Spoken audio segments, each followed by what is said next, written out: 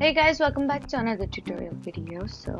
In today's video, I'll show you how to change your country or region in the App Store.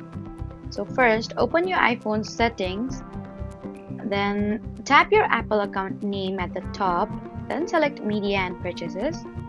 Choose View Account and look for the country or region option. Now tap it and select Change Country or Region. Now choose the new country from the list and review the terms and conditions.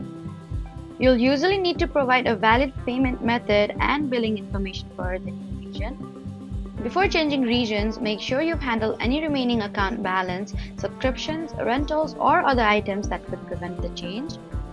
Some apps and content may also be unavailable after switching regions. And once everything is ready, confirm the new country or region and follow the on-screen instructions. You need to keep in mind that you should use accurate billing information for your actual region. So that was how to change your Apple Store country or region. Please do not forget to like, comment, and subscribe for more helpful tutorials. Thank you for watching.